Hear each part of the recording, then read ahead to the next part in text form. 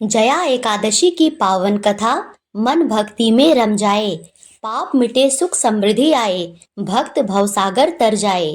प्राचीन समय की यह कथा जो भी आज सुन पाए, हरि कृपा से हरि स्मरण से जीवन सफल हो जाए।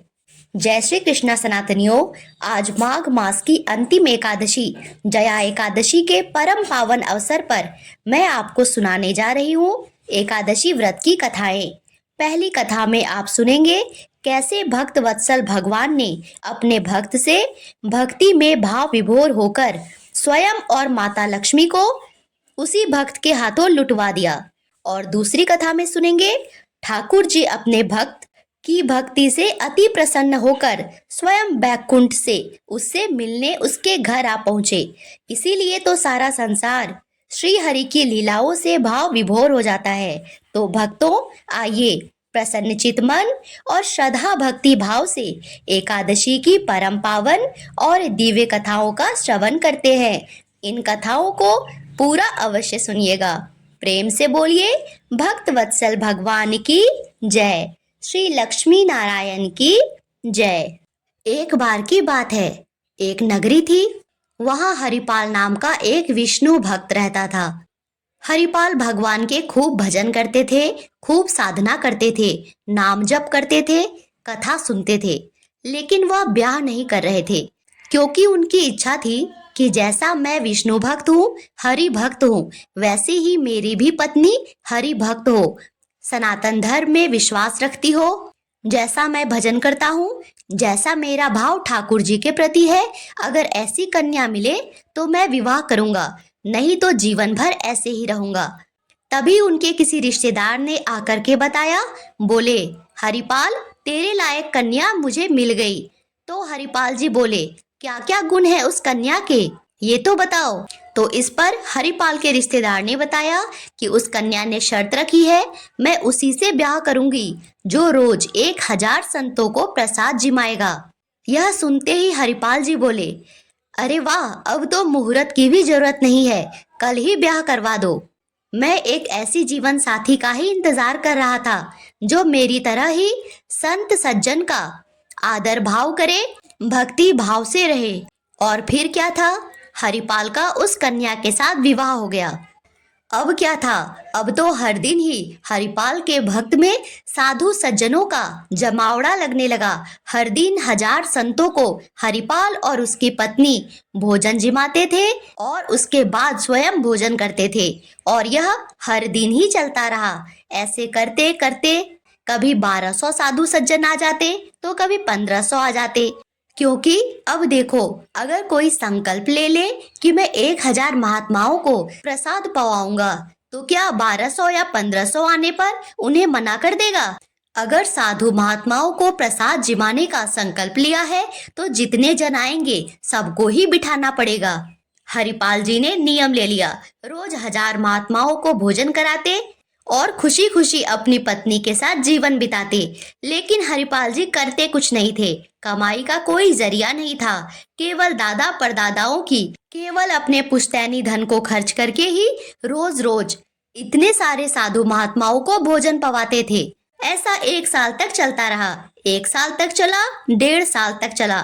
धीरे धीरे करके धन कम पड़ने लगा और धन कम होते होते धीरे धीरे खत्म होने लगा। लेकिन हरिपाल जी ने साधु महात्माओं को जिमाना नहीं छोड़ा। अब वे चिंता में आ गए और यह बात अपनी पत्नी को भी नहीं बताते थे, क्योंकि शर्त तो यही थी कि रोज 1000 महात्माओं को भोजन जिमाना पड़ेगा।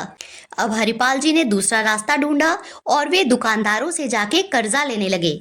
हरिपाल जी थे तो खानदानी रईस, इसीलिए कोई भी उन्हें कर्ज देने से पहले दूसरी बार नहीं सोचता था, उन्हें तुरंत ही कर्ज मिल जाता था। इस तरह करके न जाने कितने ही दुकानदारों से उन्होंने कर्ज ले लिया। लेकिन 1000 महात्माओं को, 1000 साधुओं को भोजन जिमाने का कार्य नहीं रुका। 6-7 महीने तक कर्जे में भी उनकी संत सेवा बंद नहीं हुई। 6-7 महीने के बाद कर्ज देने वालों ने मांगना शुरू कर दिया। बोले, हमारा पैसा वापस कर दो, हमारा पैसा वापस कर दो। लेकिन जब हरिपाल जी किसी का भी पैसा वापस नहीं दे पाए तो पूरे नगर में यह हल्ला हो गया कि भैया हरिपाल जी अब पहले जैसी स्थिति में नहीं है, इनको कर्जा देना बंद कर दो। यह पैसे देते नहीं है, केवल उधार लेते हैं। अब इसके बाद धन भी गई, इज्जत भी चला गया और लोगों ने कर्ज देना भी बंद कर दिया। लेकिन हरिपाल की 1000 महात्माओं को रोज रोज भोजन जिमाने की नियम नहीं टूटी। कहीं से भी हो, किसी भी तरह हो, वे रोज 1000 साधु महात्माओं को भोजन जरूर जिमाते थे। लेकिन अब कहीं से भी धन आने का कोई मार्ग नहीं था। तो एक दिन मन में विचार करने लगे, अब क्या करूं? अब तो मुझे कोई कर्जा भी नहीं देगा, गहने भी बिक गए, घर का सारा धन भी खत्म हो गया। तो हरिपाल जी ने मन बनाया कि मैं चोरी करूंगा और चोरी करके ठाकुर जी के सेवा करूंगा और 1000 भक्तों को रोज रोज भोजन पवाने का काम करूंगा। लेकिन हरिपाल जी थे तो एक साधु सज्जन ही। उन्होंने एक नियम बनाया, वह किसी के घर के धन की चोरी नहीं करते थे। वे संपन्न लोगों के घर जाते थे और उनकी रसोई घर की सामग्री चुरा लेते थे, चीनी, दाल, आटा, चावल, नमक, मिर्च, ताकि भंडारा हो सके। धीरे धीरे ऐसे ही भंडारा चलता रहा और नगर में हल्ला होने लगा, अरे ये कैसा चोर है जो चोरी करके जाता है, वो भी राशन की, ना धन लेता है ना कोई सामग्री लेता है, बस राशन लेके चला जाता है। लोग अपने अपने घरों में पहरेदारी करने लगे। तो धीरे धीरे वह कार्य भी बंद होने लगा। फिर से हरिपाल जी चिंतित हो गए, अब कैसे 1000 महात्माओं को भोजन कराऊं? धीरे धीरे हरिपाल जी ने फिर से एक और उपाय सोचा। उन्होंने सोचा कि अब संपन्न लोगों के यहाँ वैसे लोग जिन्होंने कभी संत सेवा नहीं की, ना ही कभी वैष्णव सेवा की, उनके यहाँ से जाके धन चुराऊंगा और 1000 महात्माओं को जिमाऊंगा और ठाकुर जी की सेवा करूंगा। बस ऐसा सोचना था। हरिपाल जी ने एक सूची बना ली और उसी सूची के क्रमानुसार एक के बाद एक संपन्न व्यक्ति के घर जाते और वहां से धन चुरा के ले आते। वैसे संपन्न व्यक्ति जो ना कभी पूजा करते थे, ना कभी वैष्णव की सेवा करते थे। अब तो बस ठाकुर जी रीझ गए हरिपाल पे। बोला, भक्त हो तो ऐसा, खुद भी नहीं खाता है, पत्नी को भी भूखे रखता है, लेकिन किसी भी प्रकार से 1000 महात्माओं को भोजन पवाना नहीं छोड़ता है। कैसा निराला भक्त है यह मेरा। ठाकुर जी तो उस पर रीझ ही गए और ठाकुर जी बोले, इस पर तो अनुग्रह करने जाना ही है। भगवान सिंहासन से उठ करके तैयार होने लगे। सिर के ऊपर पाग बनाया, जेवर जवाहरात से खुद को भर लिया, कई सारे हार पहने, कानों में कुंडल पहने, सारी उंगली में अंगूठियां पहनी, पैर में सोने की जूती पहनी, चमकदार रेशमी वस्त्र पहने, उसमें न जाने कितने ही स्वर्ण आभूषण और हीरे जवाहरात लगे थे। मानो ठाकुर जी ऊपर से नीचे तक पूरे स्वर्ण के ही बन गए हों। इन सब के बाद स्वर्ण की पगड़ी धारण की और एक सोने की छड़ी ले ली। तभी वहां माता लक्ष्मी आ पहुंची और बोला, भगवान बड़ा सुंदर स्वरूप धारण किया है, कहाँ जा रहे हैं? भगवान बोले, मैं तो अपने भक्त से मिलने जा रहा हूँ। तो लक्ष्मी जी बोली, मैं भी चलूंगी, मैं भी आपके उस निराले भक्त को देखना चाहती हूँ जिसके वजह से आपने यह सुंदर स्वरूप धारण किया है। इस पर भगवान बोले, चलो फिर तुम भी तैयार हो जाओ और हाँ, स्वर्ण आभूषण जरूर पहन लेना। माता लक्ष्मी हंसने लगी, बोली, ठीक है स्वामी, पहन लूंगी। और फिर ठाकुर जी बन गए एक सेठ और माता लक्ष्मी बन गई एक सेठानी। दोनों ने मन में विचार किया कि आज तो हरिपाल को दर्शन देना है। और इधर हरिपाल जी की स्थिति तो देखो, अब संत सेवा के लिए कहीं से भी धन नहीं मिल रहा था। तो हरिपाल जी ने एक उपाय सोचा और जाकर एक मार्ग पर बैठ गए। सोचने लगे कि यहाँ से जो भी कोई धनवान निकलेगा उसको ही लूट लूंगा, लूट के भाग जाऊंगा, सारा धन संत सेवा में लगा दूंगा। लेकिन कोई इस मार्ग पर आए तो, हे भगवान, क्या आज इस मार्ग पे कोई नहीं आएगा? मैं कल कैसे 1000 महात्माओं को भोजन पवा पाऊंगा? यह सोचकर चिंतित से हरिपाल जी उसी मार्ग में बैठे हुए थे और किसी के आने की प्रतीक्षा कर रहे थे। कोई और तो ना आया, लेकिन ठाकुर जी स्वयं उस मार्ग पर माता लक्ष्मी के साथ आ गए। अचानक से हरिपाल ने देखा एक सेठ और सेठानी पूरे ऊपर से नीचे तक स्वर्ण से लदे हुए चले आ रहे हैं। छम छम पायल की छनकार बज रही है। खूब सुंदर वस्त्र पहने ओढ़े, एक छड़ी लेके ठाकुर जी और माता लक्ष्मी घूंघट पकड़े हुए आ रही है। हरिपाल जी तो मानो उन दोनों को देखते ही रह गए। ऐसी सुंदर छवि हरिपाल जी ने पहले नहीं देखा था।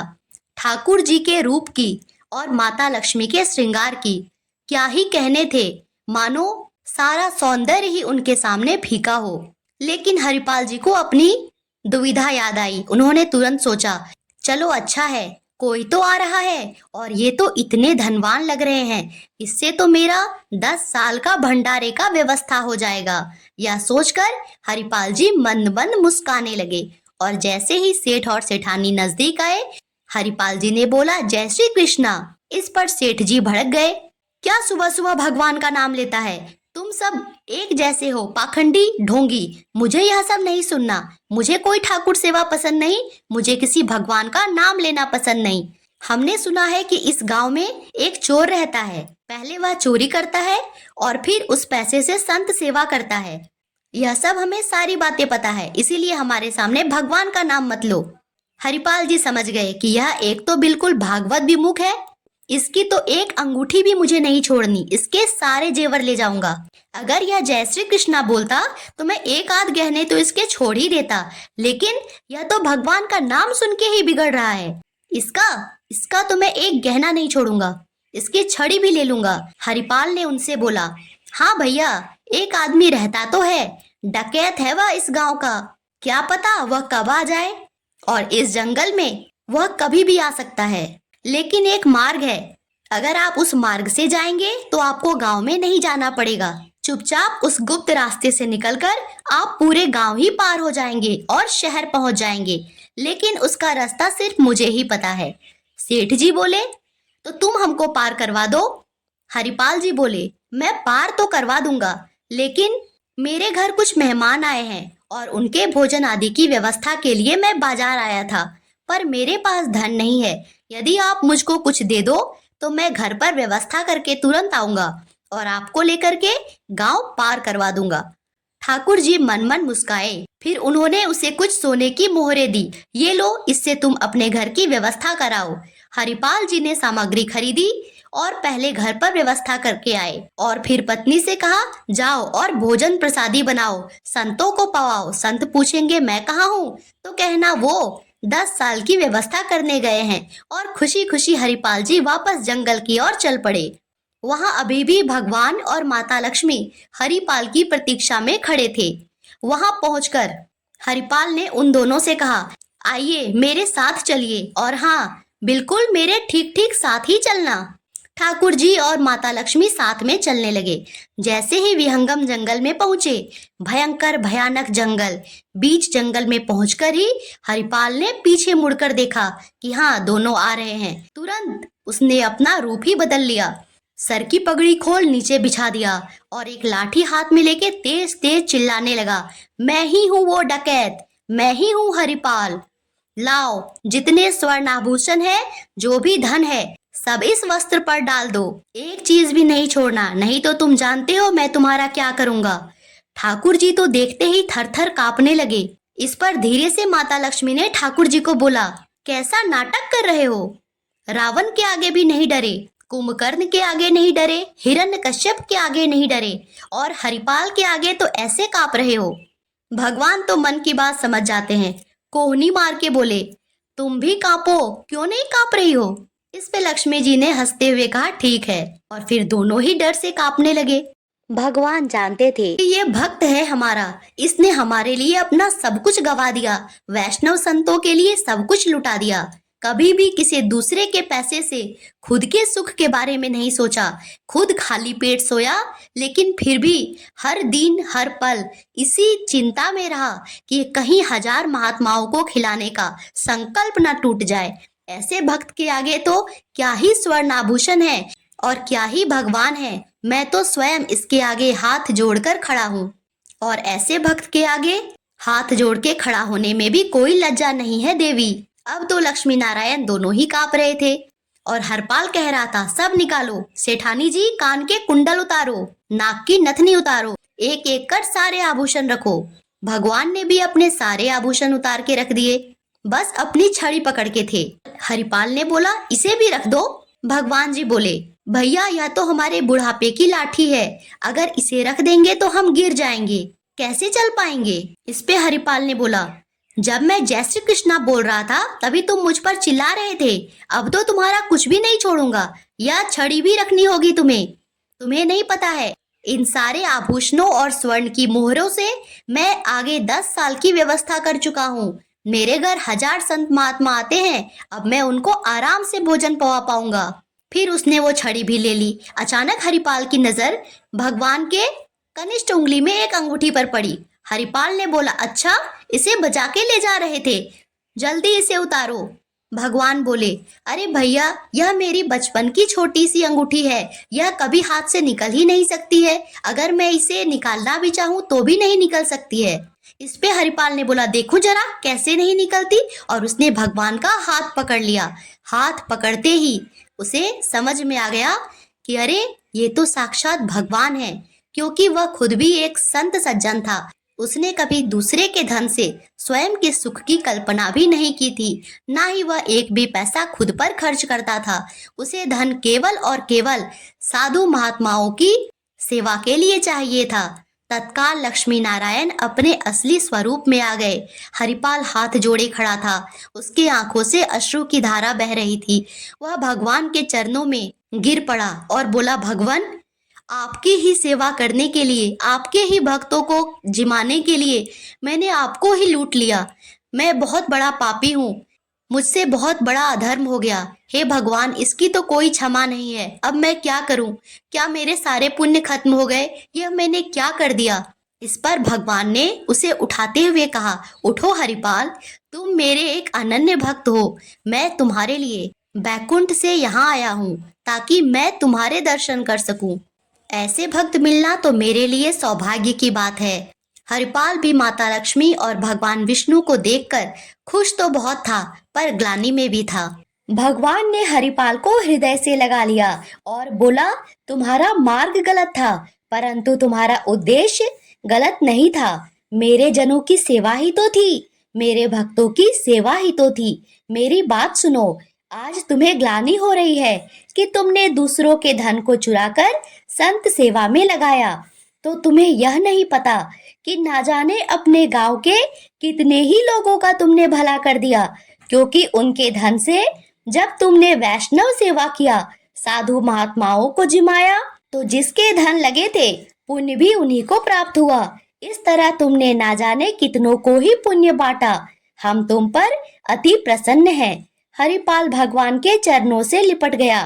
कृपालु भगवान बोले, यह सारा धन जो हमने तुमको दिया है वह आगे 10 साल के लिए नहीं होगा, बल्कि जब तक तुम जीवित रहोगे तब तक जितनी मर्जी चाहे संत सेवा करो, जितनी इच्छा हो उतने साधु महात्माओं को भोजन पवाओ, कभी कम नहीं पड़ेगा। हम इसीलिए ये सारे स्वर्ण आभूषण और धन लेकर आए थे कि तुम्हें कभी किसी से मांगना ना पड़े और ना ही मेरे भक्त का संकल्प टूटे। हरिपाल भक्ति भाव से विभोर हो गया, उसका मन गदगद हो गया। ठाकुर जी निराले हैं, सुना तो बहुत था, आज देख भी लिया। फिर उसने भगवान से बोला, भगवान, मेरी एक प्रार्थना है, जैसे आपने मुझे दर्शन दिए, कृपा कर मेरी पत्नी को भी दीजिए। उसके शर्त की वजह से ही मैंने यह संकल्प पूरा किया, इसका श्रेय तो मेरी पत्नी को ही जाता है। इस पर ठाकुर जी और माता लक्ष्मी हरिपाल के संग सेठ सेठानी के रूप में उसके घर गए और हरिपाल और उसकी पत्नी को दर्शन देकर, आशीर्वाद देकर वापस बैकुंठ लौट गए।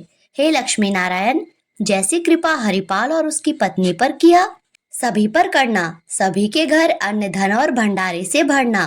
प्रेम से बोलिए, भगवान श्री हरि विष्णु की जय।